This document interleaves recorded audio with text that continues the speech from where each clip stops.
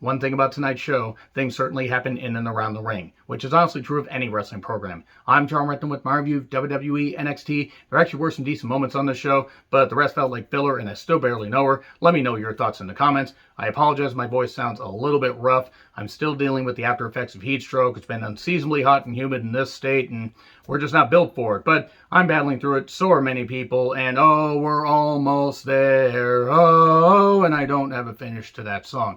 Anyway, they're saying up for the Great American Bash that's going to be happening next week. Takeover-worthy card, which, given the state of some previous takeovers, maybe isn't the most ringing endorsement, but they are certainly hyping it. So a lot of this felt like setup, and some of it was.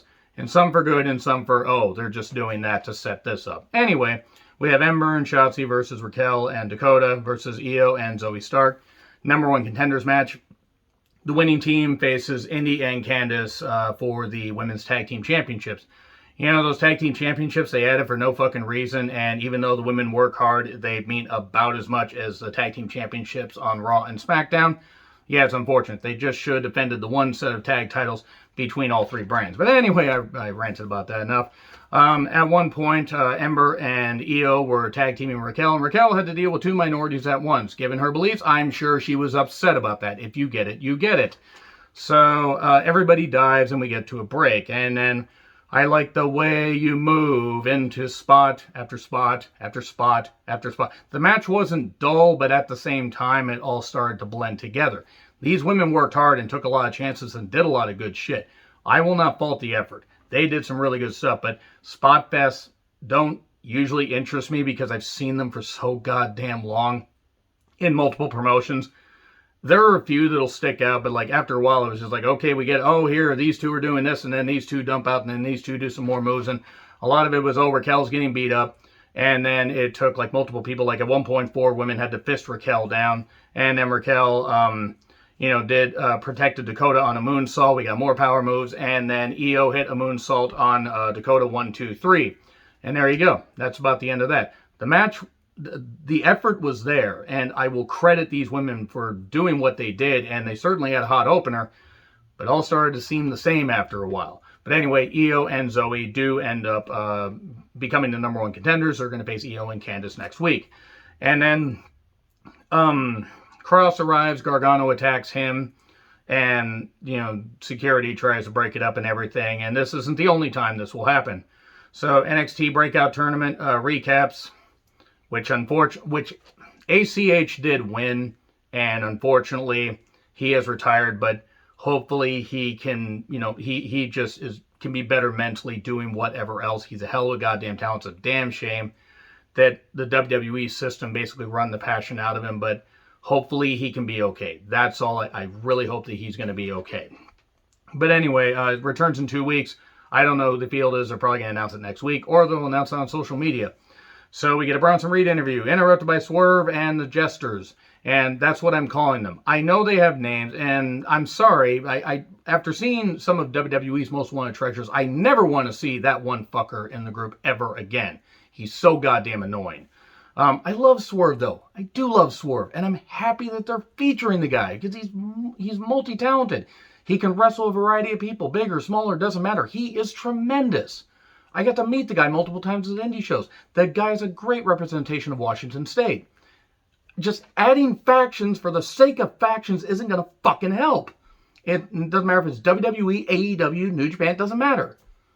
Too many factions. Too many motherfucking factions. If you like Hit Row, that's fine. If they had a few less factions, maybe Hit Row wouldn't annoy me so much. And don't get me wrong, other factions annoy me. Like, well, first, Cross and Scarlett, they march to the ring, and man, if you take the entrance away from Karrion Kross and just have him march to the ring, that takes away pretty much 50% of his luster. And then taking away Scarlett and putting him on main event. Whew. That wasn't a good idea. Kross is going to end up being a jobber to the stars. He's going to end up being Mark Marrowed, and if you get that, yeah, you know where it's going. So, Kross calls Gargano out and says, hey, it's like, I'm willing to, die by the sword that I wield. Yeah, you definitely are, given your choice of friends, Kross.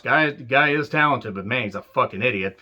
Gargano says, I don't have a sword. I have something called talent.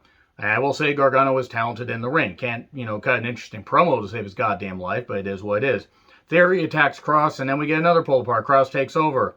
And we get security and all that and everything. And Cross does say to Joe, you're doing a bang-up job, Joe. We're obviously, aiming towards maybe Joe being cleared by the SummerSlam TakeOver to take on Cross, which I'd be all for. Joe won't win, and he shouldn't, because they should keep him special. And that's provided, of course, he can get cleared. But that might be a match that could be at least decent, because Joe can get a good match out of usually anybody. And then we have Strong with the Diamond Mine. Somebody told me that Suzuki guy, the guy who I didn't recognize, is apparently really good. I need to check out some more of his stuff. Somebody sent me a link to like one of his matches, and I look forward to checking that out. The guy looks like, he has talent. I'm not that familiar with him. I wish I was. I wish I was more familiar with so many talents all over the world. But it's like, I know a lot, but I don't know about everybody. So thank you very much for informing me about how really good apparently this guy is. So anyway, yes, Strong takes on a guy named Asher Hale, I guess, and beats him with a submission in a few minutes. Bivens then says, Diamond Mine is open for business, and this is just the beginning. Whatever. All right, Ari Sterling takes on Cameron Grimes. Ari Sterling, I knew was Alex Zane. Got to meet him at the first ever Without a Cause show, and then months later, after he went viral, the guy's super talented, so happy for his success. He did some good moves here, but eventually got hit with the cave-in after a few minutes, 1, 2, 3. Knight comes out and knocks Cameron Grimes. Grimes says, oh, hey, I wanted to carry on the legacy and honor Ted DiBiase. I want a shot at the title. Knight says no. Calls himself the $1 Million Megastar, and then says, you know what, wait, how about this? My shoes haven't been cleaned. My car hasn't been detailed. How about this? I'll put the title on the line next week, but when you lose, you will become my butler. Great. Okay. They did this in AEW with Miro and Chuck Taylor, and it wasn't any good. And the butler stuff, or becoming the servant, has only worked occasionally. Worked World Class with David Von Erich and gorgeous Jimmy Garvin, working on his farm. That was some really good stuff. That was, it was cutting edge as far as TV, because World Class did a lot of, outside the ring profiles, and that was some good stuff. But honestly, I don't care about. I like Knight. Knight is a tremendous promo, and Grimes, people like him as a babyface. I don't care about this feud, and Grimes is probably going to lose, and I'm just going to kind of just groan because I don't really care about this. But they can cut good promos, especially Knight. Io and Zoe are confronted by Indy and Candice, and if Candice just wrestles, then she'd be better. If they stop scripting Candice, maybe she could be more interesting. But just the overly scripted stuff, some people can't handle it. So they talk about their tag match next week. O'Reilly and Cole have a back and forth. They cut each other down. Cole says, if it wasn't for me, nobody would have heard of you. And that goes back, not just in NXT, without mentioning Ring of Honor, because they had tremendous matches in Ring of Honor, teaming and then against each other. And then Joe shows up with security, before this, and basically says, we're just going to keep an eye on you guys. They argue and everything, and everybody knows it. Even your wife knows it. Ooh, we mentioned the wife, and O'Reilly got upset. And then O'Reilly eventually gets a heel hook on Joe, and Joe takes forever to send security in because he's like, yeah, Cole, you're an idiot. Thanks for putting your foot in your mouth, and that was it. So we are at the 71% charge, because earlier we had a 61% charge. People say it's Tegan Nox. I really hope that if Tegan Nox does come back, that she can do well, but I'm worried. So we get the crew talking up Swerve and everything. It's a hit row summer. Oh boy, geez, we're trying to make this shit happen too, huh? Yet this whole theme of summer that various wrestlers are trying to do, it's not really working for me. Anyway, Jake Atlas and Mercedes Martinez versus Boa and Zaya with the Grudge Ghost. Oh, look, there's a 1,000-year-old woman that made a deal with the dragon that cost her soul. So I don't give a shit. This supernatural bullshit needs to stop. Just fucking stop. Zaya looks great. Boa looks like Boa. He looks like he's there. Zaya really does look like $1 million. And she was fired up here, and unfortunately, oh boy, that was a little bit. Atlas and Boa did some good stuff. Atlas is a good athlete. They did some moves. Mercedes got distracted by the Grudge Ghost, and then Zaya kicked her in the temple. Now, if this becomes a common occurrence, as Zaya gets just gets to where it's just careless because she's too fired up, then I'm going to rail against her. As long as Mercedes is going to be okay, as long as this does not become a common occurrence with Zaya like it has with Nia, then all right. But ease back a little bit. As stiff as she is, she needs to take it easy. So it was a TKO stoppage because Mercedes was legit knocked out.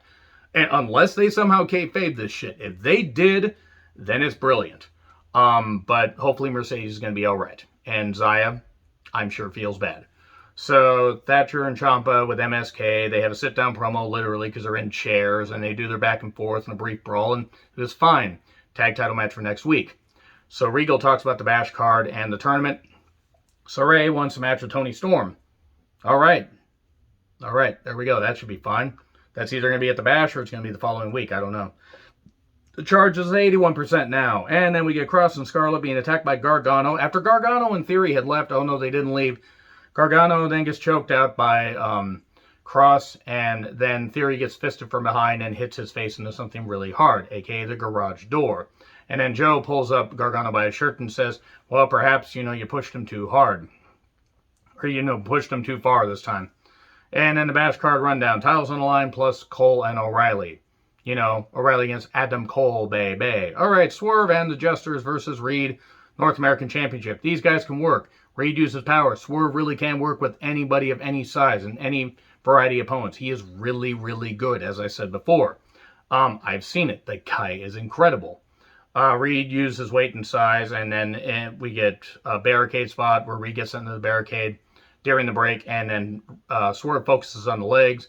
Reed hits a nice rolling DVD, beautiful maneuver, and then, of course, distractions. And that idiot from WWE's Most Wanted Treasures, it's a lengthy thing to call him, but he is an idiot. He just gets hurled and bashes over the goddamn wall, and then it's like, and if we don't see him again for a while, I will actually be okay with that. I don't care about the guy personally. I don't have anything against him, but as a character, I like Swerve. Maybe, again, if there were less factions, I would care more. But anyway, Swerve eventually hits a 450 when Reed is caught up in the ropes and gets the victory. New North American Champion. Happy for Swerve. I hate Hit Row.